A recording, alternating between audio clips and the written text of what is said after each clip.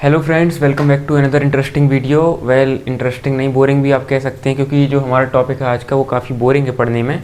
But ये हमारा exam point of view से काफ़ी इंटरेस्टिंग है, तो ये हमको काफ़ी अच्छे से करना पड़ेगा।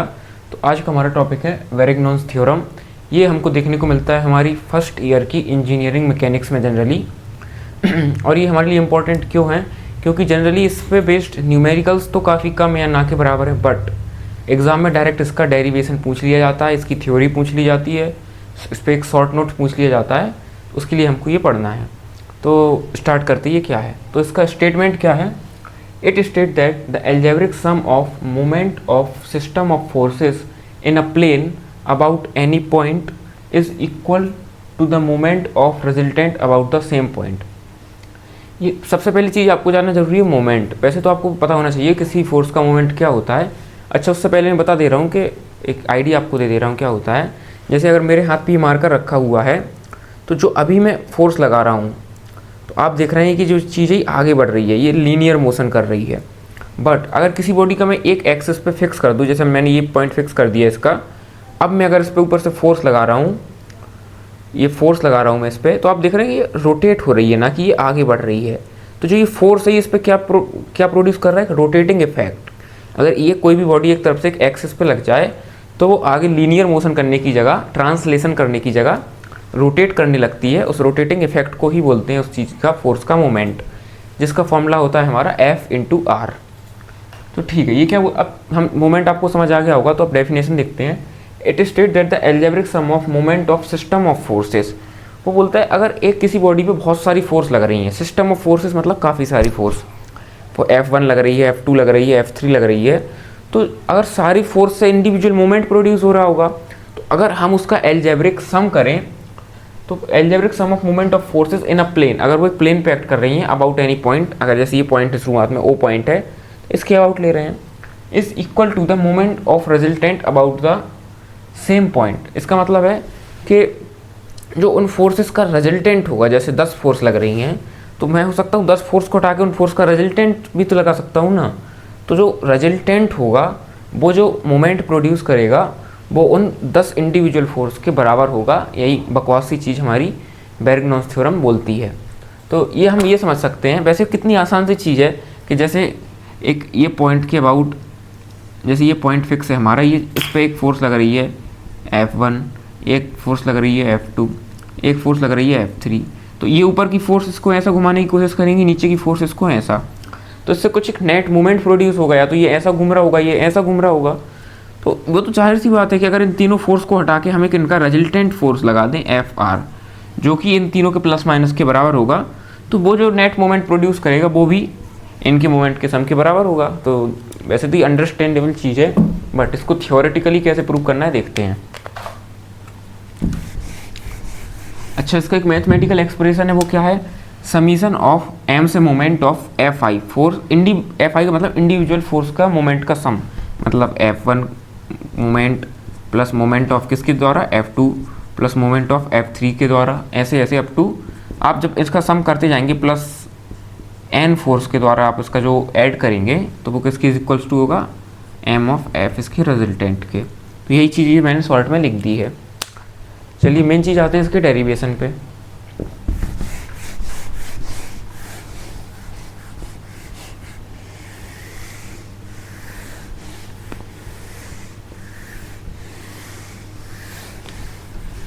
डेरिवेशन करने से पहले एक चीज़ आपको बहुत अच्छे से पता होनी चाहिए कि अगर कोई भी, जैसे एक फोर्स ये थीटा एंगल पे है, कोई भी फोर्स P है, तो इधर इसका कंपोनेंट क्या होगा? एक्स कंपोनेंट या हॉरिजॉन्टल कंपोनेंट, जिसको हम लिखते हैं P cos थीटा, और इसका ऊपर की तरफ कंपोनेंट क्या होगा? P sin theta. ये बात शायद आप सभी को पता होगी, तो ये बहुत नॉर्मल सी बात है। अब हमने क्या बोला था कि कोई भी दो फोर्स से जो मोमेंट प्रोड्यूस हो रहा है, वो उनके मैग्नीट्यूड मतलब रिजल्टेंट के जो मोमेंट के इक्वल होगा। तो हम कोई भी दो फोर्स लेट कर लेते हैं, जैसे हम सपोज कर लेते हैं, मैं इधर बना दे रहा हूँ, इस पॉइंट पे दो फोर्स लग रही हैं। एक फोर्स है हमारी, फोर्स ये है हमारी P, ये है हमारी फोर्स Q, ठीक है। ये मान लेते हैं फोर्स P है इधर से, ये हमारा x एक्सिस है, ये हमारा y एक्सिस है। फोर्स P मान लेते हैं कि सम, चलिए वो आगे, एंड मान लेते हैं कि इनका जो रिजल्टेंट है P और Q का रिजल्टेंट कुछ ऐसा होगा, थोड़ा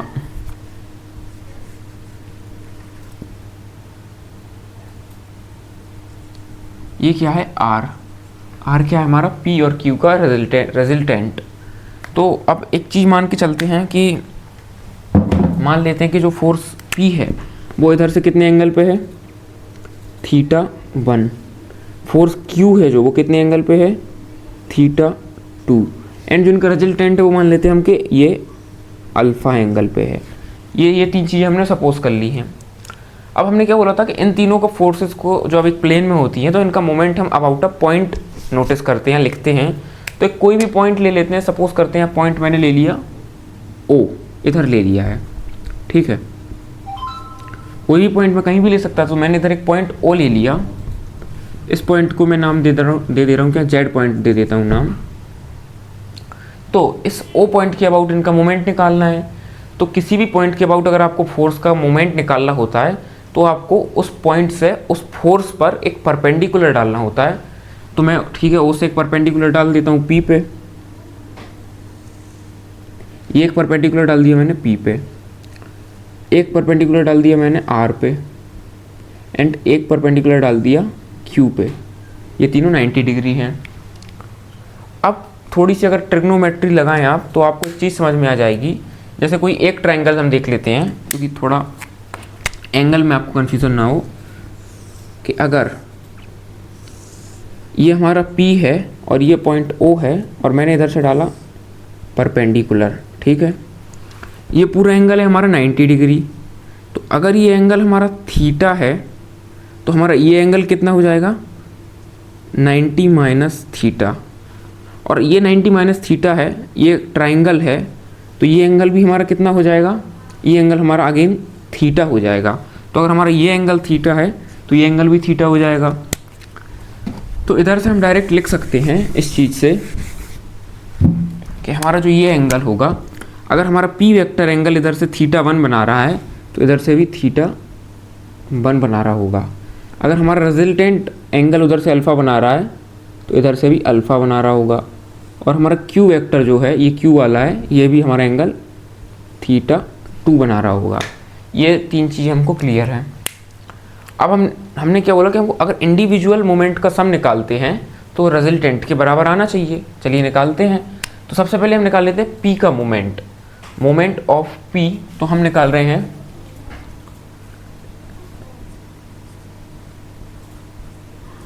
moment of P about point O। तो हमारा मोमेंट क्या होता है, मतलब मोमेंट ऑफ P क्या होता है, फोर्स P हम निकालेंगे क्या, फोर्स P। अच्छा एक नाम दे देते हैं, इस डिस्टेंस को हम नाम दे देते हैं D1, इसको नाम दे देते हैं D2, इसको नाम दे देते हैं D3। तो हमारा D2 रिजल्टेंट का डिस्टेंस है, D1 D3 P और Q का डिस्टेंस है। तो हमारा जो ये है मोमेंट, मतलब मोमेंट है P का O के अराउंड, वो क्या हो जाएगा, फोर्स। मोमेंट का फॉर्मूला क्या होता है, मोमेंट इज इक्वल्स टू होता है फोर्स इनटू परपेंडिकुलर डिस्टेंस। ये सब आप पहले शायद इसके पहले बेसिक में पढ़ चुके होंगे, प्रीवियस क्लास में भी पढ़ चुके होंगे। तो इधर से मैं लिख सकता हूँ मोमेंट क्या आएगा हमारा, P का मोमेंट आएगा P इंटू ये डिस्टेंस, परपेंडिकुलर डिस्टेंस है D1। Similarly moment of P, नहीं, अब हम निकालेंगे Q का moment, Q about point O point के आउट अगर Q का निकाल रहे हैं तो MQ कितना आ जाएगा हमारा, कैपिटल Q स्मॉल q, जो नाम आप लोग को देना है आप दे सकते हैं। ये भी हमारा क्या आ जाएगा, फोर्स इंटू डिस्टेंस। Q का डिस्टेंस कितना है उधर से D3, तो इंटू D3 आ जाएगा।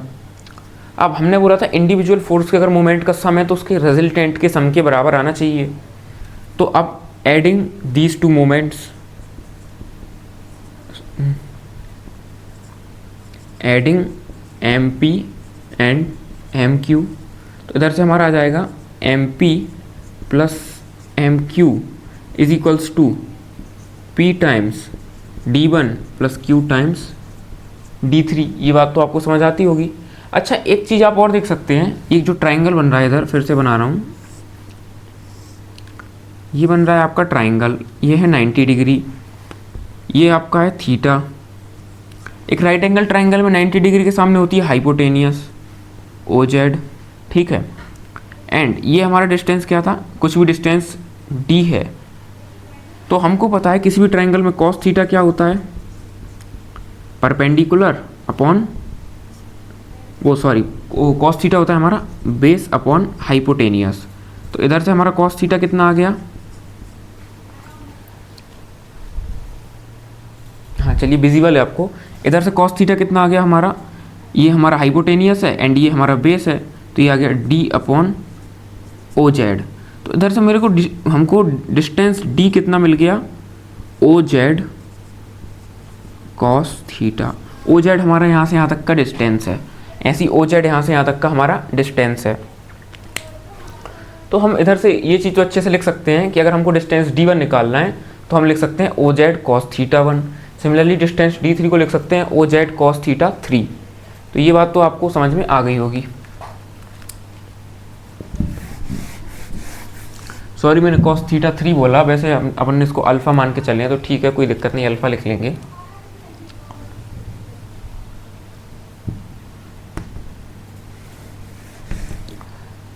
तो इसको ही हम क्या लिख सकते हैं, is equals to P times D one को अपन क्या लिख सकते हैं, अभी बताया कि O Z cos theta one.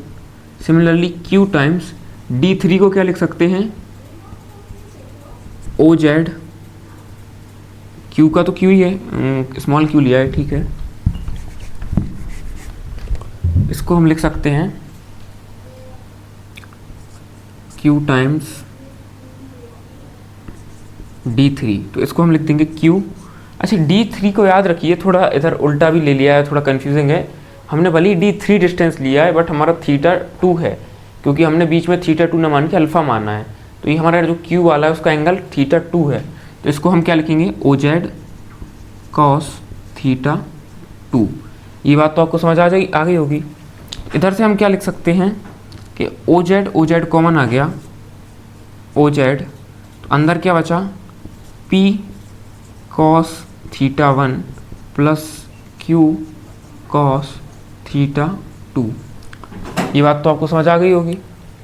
अच्छा, पी कॉस थीटा क्या होता है, जैसे अगर ये हमारा थीटा वन है एंड ये पी है, तो अगर मैं पी का कॉस थीटा निकालूं तो उसका एक्स कंपोनेंट निकल आता है, किसी चीज़ में उसके कॉस थीटा का मल्टीप्लाई करो।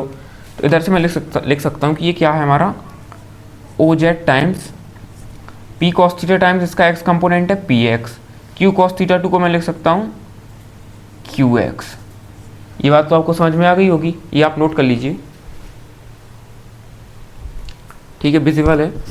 तो इसके आगे देखिए पी एक्स और क्यू एक्स क्या होगा हमारा मिला के, जब पी और क्यू मिला के आर बना रहा है तो पी एक्स और क्यू एक्स मिल के हमारा आर एक्स बनाएगा, रिजल्टेंट का जो हमारा एक्स कंपोनेंट है वो। तो इधर से हम लिख सकते हैं is equals to O Z time R X. ये चीज़ समझ में आ गई होगी आपको। देन इधर से हम क्या लिख सकते हैं, ये ओ जेड टाइम्स लिखा है आर एक्स, ठीक है। आर एक्स हमारा क्या होता है, हमारा क्या आया था, O Z times R X. किसी भी चीज़ का मैंने बताया था एक्स कंपोनेंट कैसे निकालते हैं, वो वेक्टर इनटू उसका कॉस, जो एंगल है उसका कॉस थीटा का मल्टीप्लाई करके। तो हमारा ओ जेड आर एक्स हमारा क्या हो जाएगा, आर टाइम्स आर के साथ एंगल माना है हमने अल्फ़ा, तो ये हम कॉस अल्फ़ा भी लिख सकते हैं।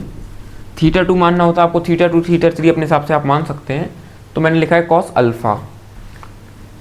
अब मैं क्या कर रहा हूँ कि ओ जेड और कॉस अल्फ़ा को साथ में ले रहा हूँ, तो ये आ गया O Z into cos alpha into R. और हम देख चुके हैं कि ओ जेड कॉस अल्फ़ा हमारा क्या बनाता है, डी टू। तो हमें इधर ही दिख रहा है O Z times cos alpha D two बना रहा है। जैसे हमने पहले, अगर हम डी वन को जैसे मैंने क्या लिखा था, O Z cos theta one, तो ऐसे ही ओ जेड कॉस अल्फ़ा को मैं क्या लिख सकता हूँ अगेन, d2 टाइम्स r। तो ये हमको क्या मिल गया, r हमारी एक फोर्स है, d2 डिस्टेंस है, फोर्स इनटू डिस्टेंस क्या होता है, मोमेंट। तो यही हमको क्या मिल गया, यही हमारा क्या है, moment of r about point O. ये बात तो क्लियर होगी। तो इधर से हमने देखा, तो हेंस मैं बोल सकता हूँ कि इधर से M P plus M Q बराबर एम आर, ये बराबर हो गया। Therefore Varignon's theorem is verified. बस इतना लिख देना, ये था इसका कंप्लीट डेरिवेशन। तो ये तो अगर आप एक या दो बार भी समझ लेंगे तो इसमें अपन डायग्राम से ही स्टेप बाय स्टेप पॉइंट आगे बढ़ते चले हैं, तो ये तो ईजिली आप पेपर में एक दो बार पढ़ के भी जाएँ तो ड्राइव उधर ही के उधर कर सकते हैं, तो आपको कोई दिक्कत नहीं जाएगी। तो बस यही था हमारा डेरिवेशन, और आप स्क्रीनशॉट लेना चाहें तो ले सकते हैं। ठीक है, तो होप आपने स्क्रीनशॉट ले लिया होगा। तो बस आज की वीडियो में इतना ही था। इसके बाद हम मिलते हैं किसी नेक्स्ट और इंटरेस्टिंग टॉपिक के साथ, क्योंकि ये तो मुझे पता इंटरेस्टिंग नहीं है, बट और इंटरेस्टिंग टॉपिक्स भी लाएंगे और इंटरेस्टिंग तरीके से पढ़ाएंगे भी। तो अगर आपको वीडियो अच्छी लगे और अगर आपको हेल्प मिल रही हो तो आप वीडियो को लाइक कर सकते हैं, चैनल को सब्सक्राइब कर सकते हैं, प्लस अपने फ्रेंड्स वगैरह को आप अपनी वीडियो को शेयर कर सकते हैं। तब तक आप बने रहिए चैनल पे, मिलते हैं आपको नेक्स्ट वीडियो में। Thank you.